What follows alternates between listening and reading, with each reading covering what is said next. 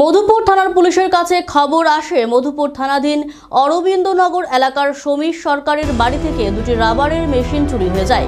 এমন সময় মধুপুর থানার ওসি দেবজিৎ চ্যাটার্জি বিশাল পুলিশ বাহিনী নিয়ে ওই এলাকায় চলে যায়, কিন্তু গিয়ে এলাকার জনগণের সাথে আলোচনা করে বুঝতে পারে হয়তো চোরের দল এখনো এলাকার মধ্যেই রয়েছে। যথারীতি অরবিন্দনগর এলাকা থেকে বের হওয়া প্রত্যেকটি রাস্তার মধ্যে পুলিশের নজরদারি রাখা হয়। এমন সময় দুটি বিলাসবহুল গাড়ি নিয়ে দুই যুবক আসছিল। পুলিশের সন্দেহ হওয়াতে দুটি পিকআপ গাড়ি আটক করে একটি নম্বরবিহীন গাড়ি আর একটি গাড়ির নম্বর রয়েছে।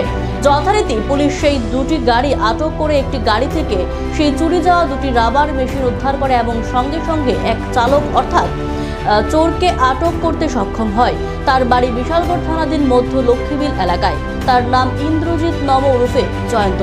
জানা যায় অপর এক যুবক রয়েছে যার নাম জুয়েল আহমেদ। এলাকাবাসী সেই দুটি গাড়িতে ভাঙচুর চালায়। পরে চোর সহ দুটি গাড়ি নিয়ে আসে মধুপুর থানায়।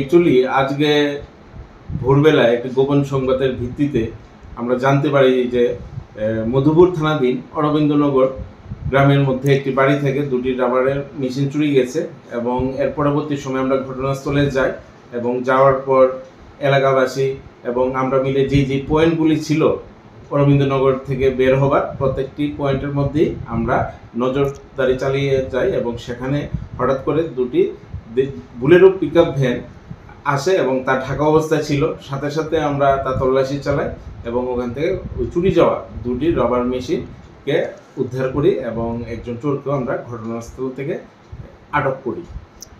কি লাভ স্যার? ওর একজনের নাম হচ্ছে গিয়ে আপনার ইন্দ্রজিৎ নম, আর এর সাথে আরেকজন জড়িত থাকতে পারে, নাম হচ্ছে জুয়েল আহমেদ। তাকেও আমরা ইতিমধ্যে অ্যারেস্ট করবো এবং স্পেসিফিক একটি কেস নেওয়া হয়েছে এবং ইনভেস্টিগেশন চলছে। স্যার, জুয়েলের বিরুদ্ধে আগে থেকে অভিযোগ ছিল, একাধিক মামলায় গ্রেফতার হয়েছে এরকম আমরা তথ্য পেয়েছি, এটা ইনভেস্টিগেশন চলছে। স্যার, কার বাড়ি থেকে মেশিন চুরি হয়েছিল? এটা হয়েছিল ওই অরবিন্দনগরে সমীর সরকার নামে একজন ব্যক্তির বাড়ি থেকে। আপনি যারা গ্রেপ্তার তার বাড়ি কোথায়? যাকে গ্রেপ্তার করেছি তার বাড়ি হচ্ছে মধ্য লক্ষ্মীবিল বিশালগড় থানা।